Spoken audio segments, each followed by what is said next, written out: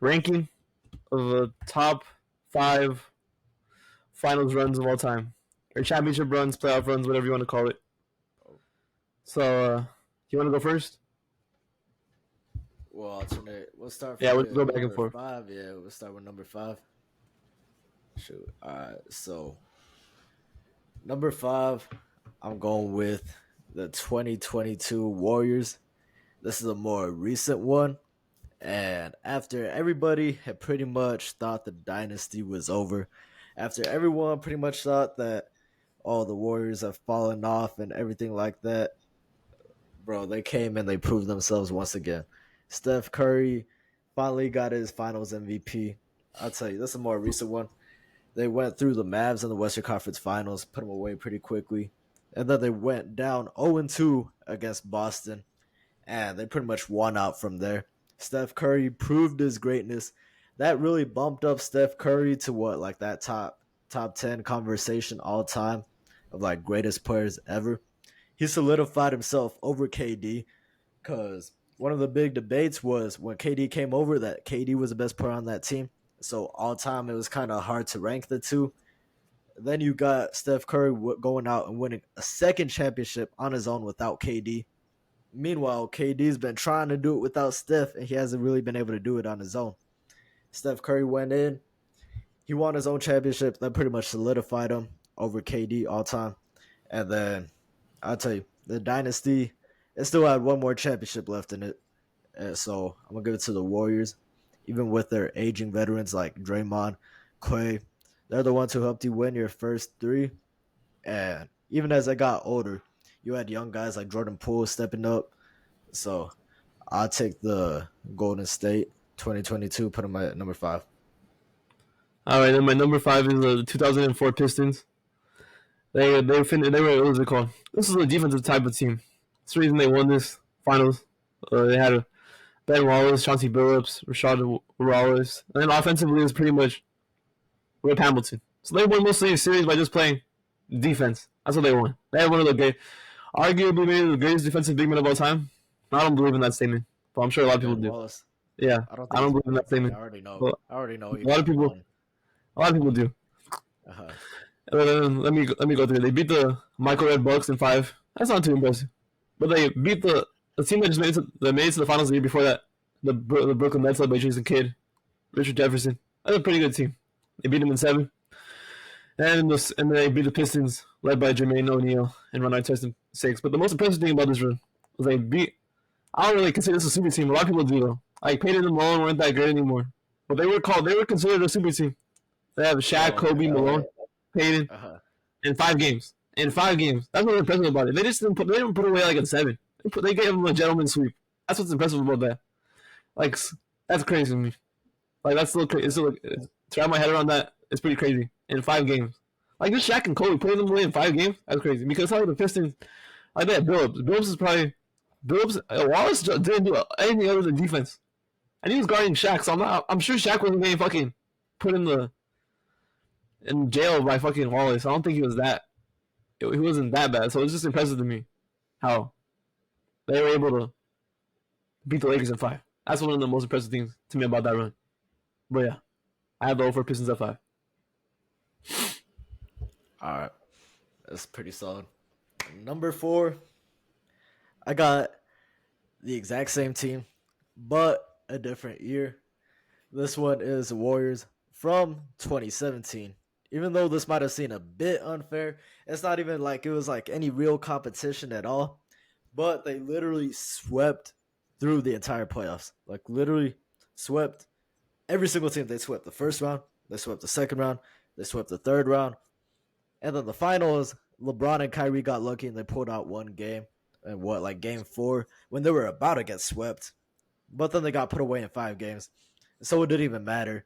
Anyways, that's pretty much my entire reasoning is that they were just unbeatable that entire time. Like literally, it took LeBron going crazy, Kyrie going crazy for one game.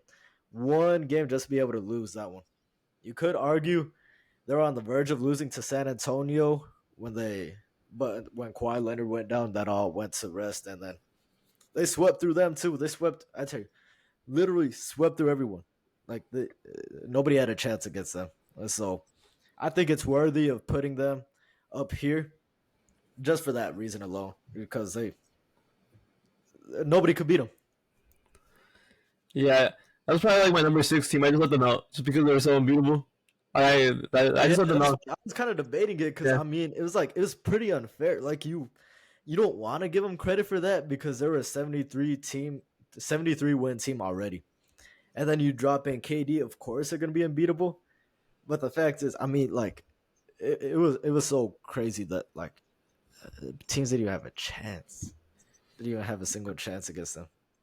yeah. My number 4. I just read that no current teams basically. I got no teams from recently at all. Like, all my teams are like old teams, like old teams. Yeah. Like at least they're all Mine like are a decade. the opposite. Yeah, all my teams are like a decade plus old. Like at least a decade. Other than all of them are old. My number 4, I have the '98 Bulls. And the reason I got the '98 Bulls is because they were just like, well, they went through a lot of stuff that season, and they were pretty. It was an 35-year-old Jordan, so he was basically old. He was already. They were all running on fumes already. Dennis, they had to deal with Dennis Rodman. He was basically mentally gone that year, and Pippen was injured. Even though if you watch the documentary, they basically make it seem like Pippen was like he was like doing it on purpose because he wanted a contract. He basically was, and then it didn't work out for him. But yeah, then the first round, well, not too impressive. They beat the Hornets in 5. Glen Rice Hornets. No, they beat the what is it called? What's their name? Pacers. Led by Reggie Miller in 7. That was a close series. That's where that meme comes from, Reggie Miller. Oh, That's him choking. Yeah. Yeah. And they beat up on the what was their name? Oh, they also beat the Nets. I forgot they swept the Nets in the first round. But not too impressive because the Nets were just like like Derek Coleman. So it's like, but and then they beat the Stockton and Malone Jazz. Like it's just tough for the Jazz if they don't have a championship because they probably would have won one. If Jordan just stayed retired after the first time he retired, they probably would have won the championship. Like one of these years, one of those years they probably would have won at least one. Yeah.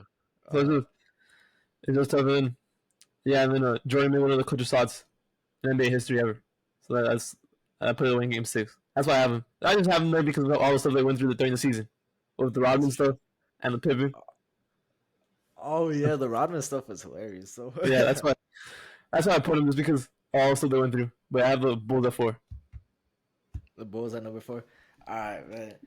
This is that's probably like one of the oldest teams that I got on here, but this is from 2001, and pretty much the exact same thing as the Golden State one that I just brought up. But I'm going with the LA Lakers of 2001 for the simple fact that they were also pretty much unbeatable as well. Because, okay, they went through the first round. They took out, let's see, who did they take out in the first round? Either way, it was a sweep. Second round, they went and they swept again. Third round, they swept the Spurs. Oh, they swept the Kings in the second round. They swept the Spurs in the conference finals. And then they went on at Philadelphia. They were able to take one game with Allen Iverson. But I'd say this team, literally, I'd say they were like the next team. They were like the original team to go and sweep through everybody before freaking the Warriors did it. The reason why I got them above the Warriors, though, is because I wasn't alive when this happened, but they didn't seem as overpowered as the Warriors did. Like the Warriors, of course, when you have a 73-win team and you add KD, of course they're going to be unbeatable. But then when you got, I'd say the Lakers, they just seemed like more teams could have beat them, but they just played out their mind. Like, of course, when you got Kobe Bryant and Shaq, two of the greatest players of all time, they just went out and dominated that entire run. So they like the Warriors, they only lost one game that entire playoff run, and it took Allen Iverson going like having like one of the greatest performances of his life. And so I got the Lakers as my number 3 from 2001. All right, then my number 3, I got the 03 Spurs. Let me go through everything they went through. Here we go. In the first round, they beat the Marbury, Marion, Stoudemire Suns in 6 games. And in the second round, they beat Shaq and Kobe in 6, defending champs. And in the third round, they beat the Nash and Dirk Mavs in 6. And in the finals, they beat the Nets in 6.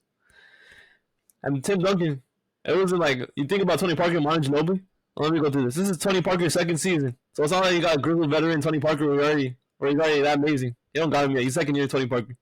You got Rookie Manu. So Rookie Manu was not the great. That was not the most fantastic player ever. This is his rookie season, and they had last year, like last year of his career, he could barely walk on the court anymore. And David Robinson. So they had David Robinson, but he was basically washed. He was like totally washed. Like he was done at that point of his career. Yeah. And in the closeout game, Tim Duncan almost put up a quadruple double. Almost. He was like one thing. I think he was like a steal or block off or something like that. He was close to it. A quadruple double? Holy shit. Yeah. Yeah. So yeah. They also had Steven Jackson, but he was not that great yet either. This is before his Golden State years and was it the Charlotte years. So it wasn't amazing. But yeah, just because I like this one because he went through a ton of star-studded teams like Hall of Famers like Nash, Dirk, Kidd, Shaq, Kobe. I that Suns team too. But I don't know if any of them are Hall of Famers. I think Stoudemire though was one of the top players in the NBA. But I don't know if any of them are Hall of Famers. But that's still a tough team to beat. Yeah, then the team wasn't that amazing. Like they were all young, except Tim Duncan was really the only guy that you could really count on this team because like Tony Parker, second season, Manu Ginobili rookie year. That's pretty. So they're not gonna go out and beat you just like that, yeah. Yeah. And also David Robinson's not even a mention. I don't even think he was playing anymore because that's like, yeah, he was just couldn't even walk anymore. Basically, he was already done. Too old. Yeah. Yeah, he was too old by that point. Yeah. Ah, shit. Okay. Yeah, that's my number 3. Number 3. What are we on? We're on number 2 now? Yeah, number 2. Number 2. Okay. Now thinking about it, this might be a bit too high for him, but I'm going to still put him here anyways because of recency bias. And right here, I got the 2019 Toronto Raptors. Pretty much just because they were the one team to put down the Warriors. You know, the Warriors team that had pretty much been unbeatable for year after year after year after year after year. Toronto was able to put them down. I'd say Kawhi Leonard was the main reason for that. He had it's like his one healthy season in years and years and years. That one healthy season he had, he was able to put down the Warriors.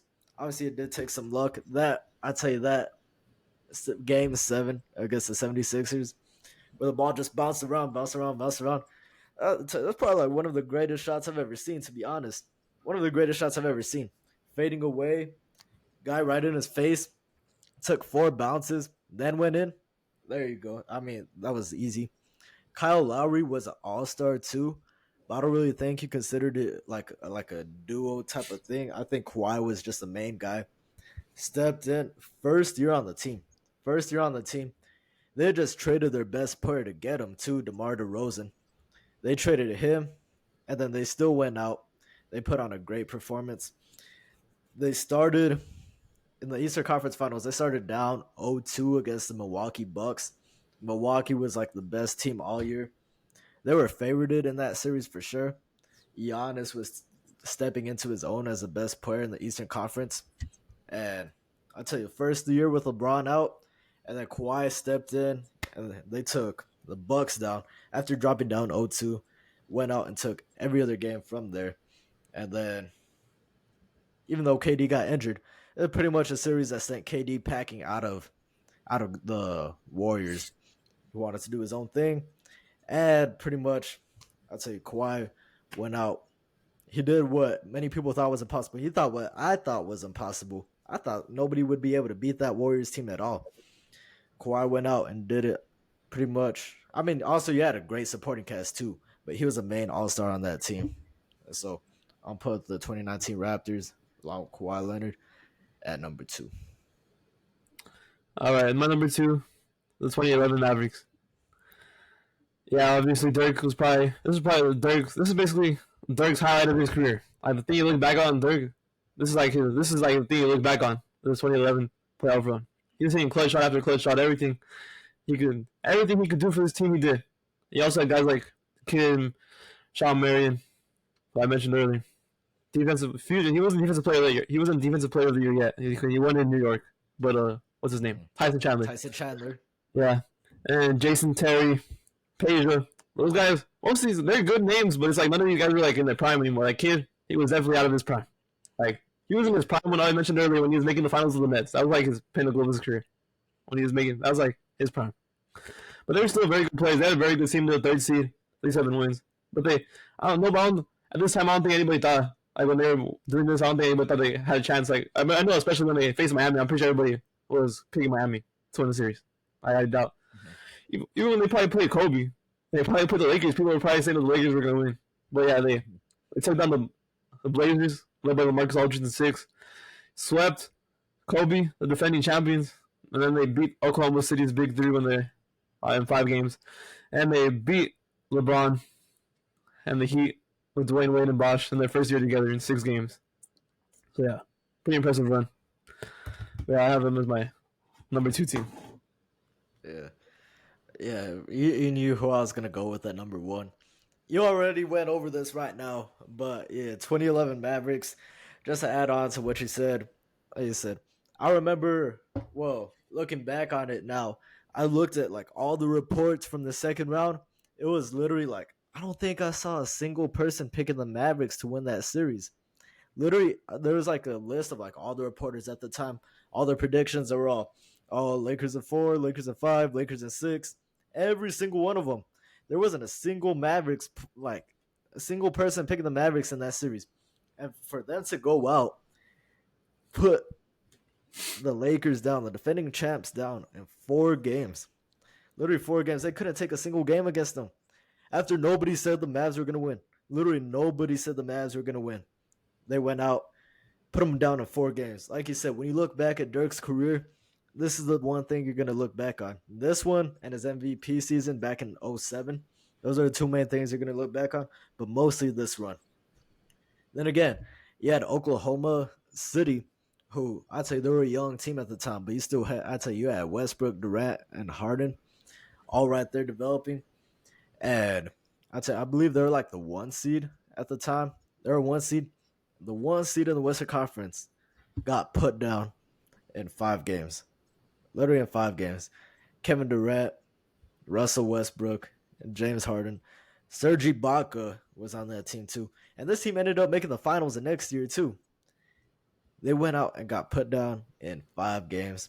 And then obviously the final nail in this championship run, it was when they took down the Miami Heat in 6 games. And many people don't bring this up. Everybody likes to talk about Jordan and his flu game. Dirk Nowitzki was literally playing through the flu for what? It was like 2 of those games in that series.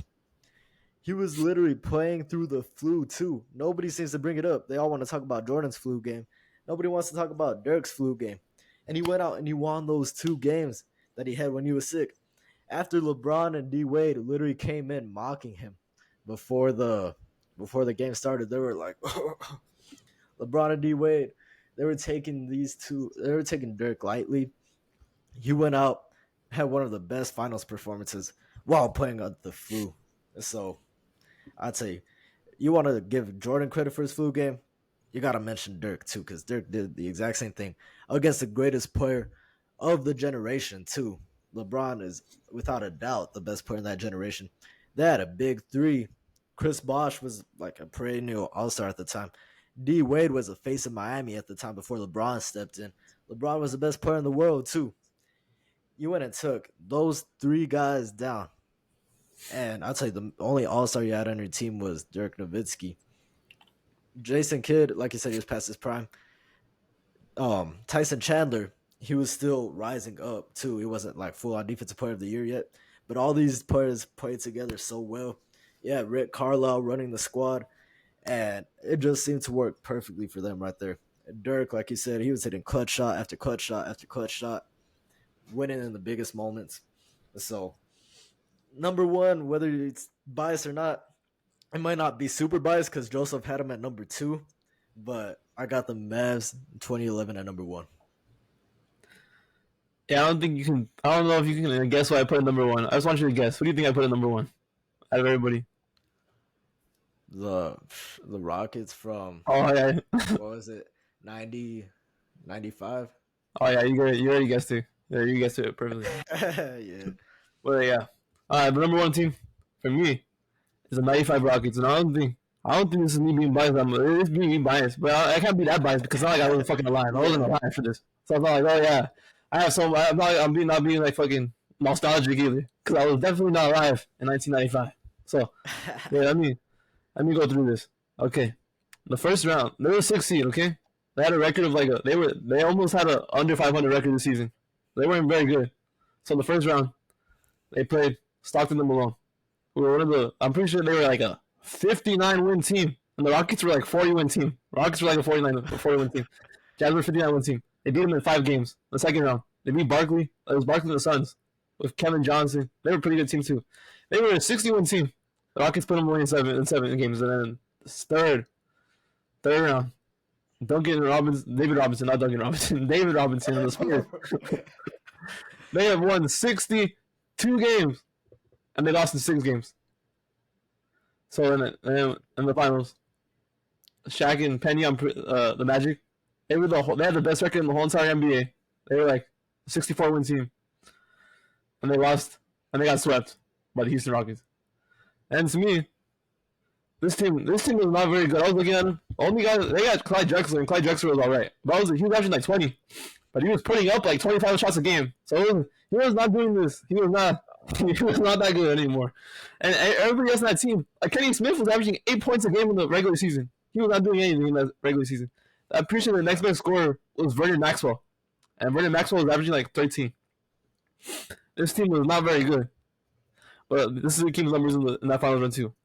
He averaged, what is it called? I'm pretty sure, let me bring this up. 33, 10, 5 assists, 3 blocks a game, and 2 steals a game. So it's like, these are very, other than the assists, like him and Jokic's run reminded me a lot of it. Like, instead of the assists though, it's like more like, for Hakeem, it was like the defensive numbers. Like the blocks and the steals. Blocks and steals, yeah. Like 3 blocks and 2 steals a game, that's crazy. In the playoffs, he was doing everything. And he went through. These teams are pretty. Like he went through Stockton and Malone. He went through Barkley. He went through David Robinson, and he went through Shaq and Penny. Like he basically went through all of the center competition in a 2-year span. He took Patrick Ewing out the year before that, and this season he took out Malone. He took out Barkley. He took out Robinson, and he took out what's his name? I forgot his name. Shaq. Robinson. Oh yeah, Robinson too. Shaq and Robinson. He took them all out. So I think that solidified him. It's better than all those players. Like Shaq wasn't in his prime, but he was averaging like 30 a game almost. So it's not like it was rookie Shaq or something. It was like 3 or 4 year Shaq. So yeah, this is they did it as a 62. They always seats everyone in the NBA title. So that's why to me it's impressive because all these teams are like stacked way better. They were like 50, almost 6. All of them were like almost 61 teams. The only reason they're not all 61 teams is because the Jazz lost one more extra game. If they didn't, all 4 of them would have been 61 teams. So that's crazy. And Magic, I was looking at that Magic team. That Magic team just crumbled in the finals. I was looking at the numbers. All of them crumbled except for Shaq. Penny wasn't even that good either. All of them just crumbled in the finals. So that's pretty tough. They said it was a sweep. Yeah, it was a sweep. They got swept. Even that Stockton and Malone game took it out in 5-2 is pretty sad. That was pretty sad. Yeah.